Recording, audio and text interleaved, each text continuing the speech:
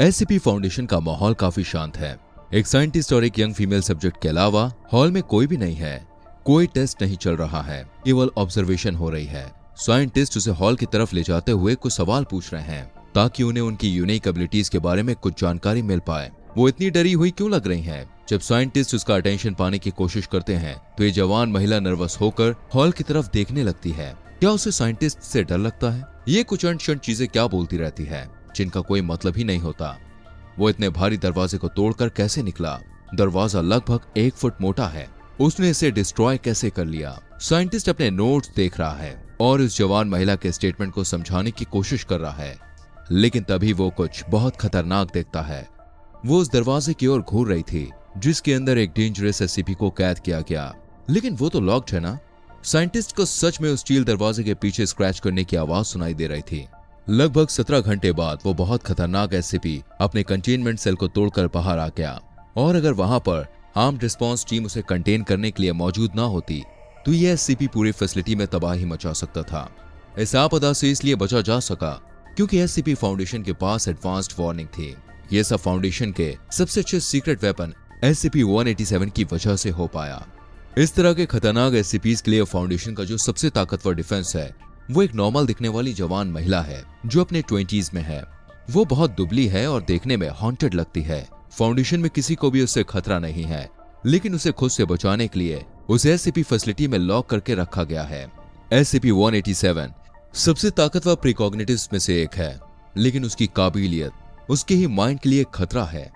इस average looking लड़की के पास एक यूनिक टेलीपैथिक एबिलिटी है। ये जिस किसी पर भी नजर डाले उसके फ्यूचर को देख सकती है। ये एक साथ एग्जिस्टेंस के 2 फ्रेम देख सकती है, जो अभी चल रहा है वो भी और जो फ्यूचर में होने वाला है वो भी। एग्जाम्पल के लिए मान लीजिए कि ये एक टाइगर के बच्चे को देख रही है। ये काफी क्यूट है, लेकिन उसी समय पर उसे ये भी दिखाई देगा कि आगे चलकर यह बहुत ही खतरनाक जंगली जानवर बनने वाला है। ये माइनर चेंजेस नहीं देख पाती है। ये आपको नहीं बता सकती कि आपका अगला हेयर कट कैसा दिखेगा, लेकिन अगर किसी के साथ कुछ बहुत बड़ा होने वाला है तो ये इसे पूरी एक्यूरेसी के साथ प्रेडिक्ट कर सकती है। पर इसके साथ एक प्रॉब्लम है, ये इसे ऑफ नहीं कर सकती। जब ये किसी ऐसी चीज या इंसान को देखती है जिसमें कुछ बड़ा चेंज होने वाला है तो इसकी एबिलिटी ऑफ हो जाती है। इसे हॉरिबल विजुअल्स दिखाई देने लगते हैं जिनमें फूड भी शामिल होता है। अपनी एबिलिटीज की वजह से SCP-187 नॉर्मली खाना भी नहीं खा पाती, क्योंकि जब तक ये कुछ खाती है या पीती है तो इसे इसकी फ्यूज स्टेट दिखाई देने लगती है। जब ये पानी के ग्लास को देखेगी तो उसे एक लिक्विड दिखाई देगा, लेकिन ये येलो होता है। इसे सॉलिड फूड वैसा दिखाई देता है जैसे ये डाइजेस्ट होने के बाद होता है। ये सब देखकर इसका खाना खाने का मन ही नहीं होता है। फाउंडेशन की कस्टडी में ऐसा लग रहा था कि ये खुद को ही भूखा मार डालेगी। पर एडमिनिस्ट्रेशन के साइंटिस्ट ने इसका भी एक सोल्यूशन निकाला। इसे इंट्रावेनस तौर पर खाना और पानी दिया जा सकता था, लेकिन जब इसकी एबिलिटीज को और ज्यादा पढ़ा गया तो ये चीज क्लियर हो गई कि ये अपनी पावर अपने पंखों के जरिए प्रोसेस करती थी। इसका मतलब ये था कि अगर इसकी आंखों पर पट्टी बांध दी जाए ये बिना कुछ सोचे या देखे खा सकती है। अगर आपको SCP-682 के लिए असाइन कर दिया जाए तो आपको हमेशा यही डर रहेगा कि इंसानों से नफरत करने वाला ये कार्निवोरस जानवर कैद से रिहा होकर आपके टुकड़े टुकड़े कर देगा। लेकिन SCP-187 के साथ ऐसा कुछ नहीं हो सकता। ये ड्यूटी एक मेडिकल टीम की तरह है, जहां पर पेशेंट इंस्टीट्यूशन के लिए बहुत ही कीमती है और उसे किसी भी तरह खुद को खतरा नहीं पहुंचाने दिया जा सकता। फाउंडेशन ने SCP-187 को सेफ रखने के सारे प्रिकॉशंस लिए हैं। इसमें कुछ मेडिकल रेस्ट्रेंट्स भी शामिल हैं। जब इसे थोड़ी फ्रीडम दी जाती है तो भी इसके हाथ हमेशा सॉफ्ट दस्तानों में होते हैं ताकि ये अपने पावर्स को न्यूट्रलाइज करने के लिए अपनी आंखों को नुकसान ना पहुंचाए। खाना खाने से पहले इसकी टीम हमेशा इसकी आंखों पर पट्टी बांध देती है और इसे शांत रखने के लिए इसके खून में कुछ सेडेटिव्स भी ऐड कर दिए जाते हैं। लगातार केयर के साथ इसकी हालत में सुधार हो रहा है। इसके साथ इंटरेक्ट करने से पहले जिस भी पर्सनल को चुना जाता है उनकी स्क्रीनिंग की जाती है।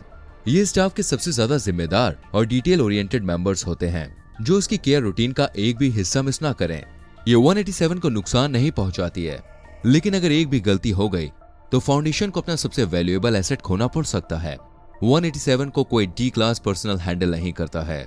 उनके पास हायर सिक्योरिटी स्पेसिमेंस का एक्सेस नहीं होता और अपने छोटे टाइम पीरियड की वजह से उनकी ट्रेनिंग भी नहीं होती है। लेकिन एक वजह और भी है कि D क्लास पर्सनल को इस SCP से दूर रखा जाता है। D क्लास पर्सनल को खतरनाक SCPs को टेस्ट करने के लिए यूज किया जाता है और अगर वो बहुत ही लकी हुए तो ही वो जिंदा बाहर आ पाते हैं। शुरू में जब 187 को डी क्लास पर्सनल के साथ एक्सपोज किया गया था तो उसे ऐसा दिखाई पड़ा कि इनके सिर में छेद था, इनका आधा शरीर ही गायब था। कुछ समय बाद इन पर्सनल के साथ वाकई इस तरह की घटनाएं हुई। एक वैक्यूम में चला गया, एक को गोलियां मार दी गई और एक को किसी अनोमलस क्रिएचर ने आधा चबा लिया। ज्यादातर डी क्लास पर्सनल को सर्विस के बाद अमनेस्टिक्स दिए जाते थे, पर कुछ को भागने की कोशिश करने या प्रोटोकॉल तोड़ने के लिए टर्मिनेट भी कर दिया जाता है। फाउंडेशन इसके सभी पावर के बारे में जानना चाहता है, लेकिन इसका मतलब है कि बहुत सारे टेस्ट करने पड़ेंगे। जब ये पहली बार फाउंडेशन में आई थी तो इस बात पर फोकस किया जा रहा था कि इसका पावर काम कैसे करता है। उन्होंने इसे IQ टेस्ट दिए और इसने रिटेन टेस्ट में हर आंसर सही लिखा। इसका IQ कम से कम 300 था, जिसका मतलब ये था कि ये सबसे ज्यादा स्मार्ट जिंदा इंसान है। लेकिन इसका बिहेवियर इसके इंटेलिजेंस से बिल्कुल भी मैच नहीं होता था। पर यह बात काफी कंफ्यूजिंग थी कि जब इसे कंप्यूटर पर IQ टेस्ट दिया गया तो इसका स्कोर 97 था, जो कि एवरेज से भी कम है। वैज्ञानिकों ने इन सभी रिजल्ट्स को पढ़ा और दूसरे टेस्ट किए ताकि इसकी एबिलिटी को पूरी तरह से समझा जा सके। ये किसी भी चीज के फ्यूचर को देख सकती है। तो जब पेपर पर किसी आंसर को मार्क किया जाता है तो उसे चेंज किया जा सकता है, लेकिन जब कंप्यूटर में किसी एंट्री को टाइप किया जाता है तो कंप्यूटर तो सेम ही रहता है। इसलिए इसकी एबिलिटी कंप्यूटर टेस्ट में इसकी मदद नहीं कर पा रही थी, लेकिन इसकी एबिलिटी से फाउंडेशन को मदद मिल सकती थी, खास तौर पर जब दूसरी एनोमलीज की सिक्योरिटी को इम्प्रूव करना हो। इसने पहले ही प्रेडिक्ट कर दिया था कि एक खतरनाक SCP अपना दरवाजा तोड़कर बाहर भागने की कोशिश करेगा, लेकिन ज्यादा कॉम्प्लिकेटेड केसेस में ये अपने पावर का इस्तेमाल कैसे कर सकती थी। कुछ फाउंडेशन रिसर्चर्स ने ऐसा सोचा कि ये SCP-682 जैसी खतरनाक एनोमलीज का फ्यूचर देख पाएगी, जिससे इन्हें एलिमिनेट किया जा सकेगा। लेकिन कुछ एक्सपर्ट्स ने चेतावनी दी कि ये एक पैराडॉक्स हो जाएगा। ये एलिमिनेशन के ऐसे प्रोटोकॉल को देख रही होगी जो एग्जिस्ट ही नहीं करता है। पर न्यूट्रलाइजेशन के अलावा इसके पावर को कैसे यूज किया जा सकता था, इसे एक्सप्लोर करने के लिए कुछ पर्सनल को असाइन किया गया और SCP-187 पर एक्सपेरिमेंट्स शुरू हो गए। SCP-162 फिश हुक्स, वायर और बाकी शार्प ऑब्जेक्ट्स का एक मास है। इसमें एक साइकोलॉजिकल पुल है। इसका मतलब है कि अगर कोई इंसान इसे छू लेता है तो वो इन नुकीली चीजों के बीच पुल होकर अब्सॉर्ब हो जाता है। इसे एग्जामिन करने के लिए SCP-187 को कुछ दूरी पर रखा गया। उसे तो बस ये एक पिघला हुआ मेटल जैसा लगा। इसका मतलब ये था कि कुछ समय बाद ये न्यूट्रलाइज हो जाएगा। SCP-529 एक नॉर्मल फ्रेंड बिल्ली है, लेकिन पीछे की तरफ से इसका आधा हिस्सा मिसिंग है। जब SCP-187 को उसके सामने लाया गया तो उसने नोटिस किया कि बिल्ली के साथ कुछ भी गड़बड़ नहीं है। वो थोड़ी देर इसके साथ खेलती रही और उसे काफी अच्छा महसूस हो रहा था। उसने SCP-529 को दोबारा मिलने के लिए फाउंडेशन से रिक्वेस्ट भी की, पर बाकी कुछ टेस्ट के रिजल्ट काफी डिस्टर्बिंग भी थे। SCP-187 ने सब्जेक्ट्स के बारे में ऐसी चीजें पता लगाई जो अभी तक रिसर्चर्स को नहीं मालूम थी। SCP-003 एक अजीब सा ऑरेंज सर्किट बोर्ड था, जिसमें एक पत्थर के टैबलेट पर बाल और नाखून अटैच थे। ये दिखने में किसी पुरानी मशीन की तरह लगता था, लेकिन जब SCP-187 को इसके साथ इंट्रोड्यूस किया गया तो ये उसे ऐसे मिली जैसे कोई इंसान हो। उसके साथ बातचीत की। स्टाफ पूरी तरह से कंफ्यूज था। जब बाद में इसका इंटरव्यू लिया गया तो इसने बताया कि वो एक काफी अच्छी महिला थी। SCP-003 किस में बदलने वाली थी? SCP-187 के एडवांस वार्निंग की वजह से फाउंडेशन इस पर शोध कर रहा है। SCP-015 पाइप का एक बड़ा नेटवर्क है जो धीमे धीमे बढ़ रहा है। ये अपने आप को किसी भी R2 से बचाने की कोशिश करता है। जब SCP-187 ने इसे देखा तो उसने इसकी करंट स्टेट में कुछ डिफरेंसेस देखे। इसने बताया कि यह पाइप का एक बहुत बड़ा नेटवर्क था जो मीलों तक फैला हुआ था और इसका कोई भी एंड नजर नहीं आ रहा था। SCP-015 को रिड्यूस कर दिया गया और फिलहाल के लिए खतरा टल गया, लेकिन SCP-187 ने इंडिकेट किया कि हो सकता है कि ये अपने सबसे खतरनाक एक्सपेंशन के लिए खुद को तैयार कर रहा हो। SCP-415 एक आम इंसान की तरह ही है, लेकिन ये अपने इंटरनल ऑर्गन्स को रीजनरेट कर सकता है। ये जब से आया है फाउंडेशन तब से उस पर इन्वेस्टिगेशन कर रहा है, खास तौर पर इसीलिए क्योंकि इसमें कुछ ऐसे फिजिकल बदलाव हुए जिनकी वजह से इसके ऑर्गन्स को एक्सेस कर पाना आसान हो गया। ये एक बहुत ही शांत SCP है, लेकिन जैसे ही SCP-187 इससे मिली वो डिस्टर्ब हो गई। वो रिक्वेस्ट करने लगी कि उसे कमरे से हटा दिया जाए और जब उससे पूछा गया तो उसने बताया कि SCP-415 को एक डेड बॉडी के रूप में देखा उसने। इस आदमी के साथ क्या होने वाला था? SCP-187 को फाउंडेशन के कुछ खतरनाक SCP से भी मिलवाया गया, जैसे कि SCP-173। ये एक जिंदा स्टैच्यू है और जब इसे ऑब्जर्व नहीं किया जा रहा होता है तो ये अनप्रेडिक्टेबल तरीके से मूव करने लगती है। इसकी वजह से कई T क्लास पर्सनल की डेथ भी हो चुकी है, लेकिन कंटेनमेंट में ये स्टेबल रहता है। जब SCP-187 को इसके सामने लाया गया तो वो तुरंत चीखने लगी। उसे वहां से हटाना पड़ा और उसे नॉर्मल होने में 2 दिन लग गए। अब फाउंडेशन उस स्टैच्यू को लगातार ऑब्जर्व कर रहा है। SCP-106, जिसे द ओल्ड मैन भी कहा जाता है, वो एक किलर है जो लगातार सड़ती हुई डेड बॉडी की तरह लगता है। ये कई बार भागने की कोशिश कर चुका है। जब SCP-187 को इसके सामने ले जाया गया तो वो 1 मिनट के अंदर ही वहां से भागने लगा। ओल्ड मैन ने SCP-187 को ना तो छुआ और ना ही किसी तरह से नुकसान पहुंचाया।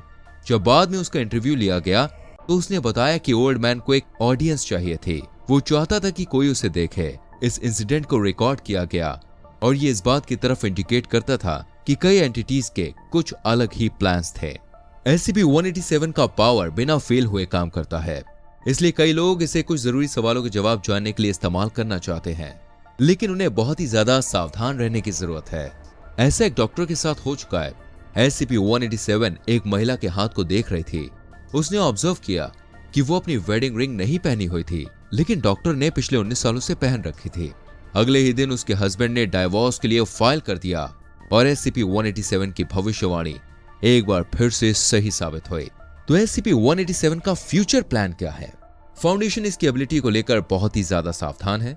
इसे सेफ रखने के लिए एक पूरा रूटीन बना दिया गया है। इसे खाना दिया जाता है और इसकी खुद की एबिलिटीज के इफेक्ट से इसे बचाने की कोशिश भी की जाती है, लेकिन इसके विजन से रिलेटेड जो एक्सपेरिमेंट्स हैं वो तो अभी बंद नहीं होने वाले हैं।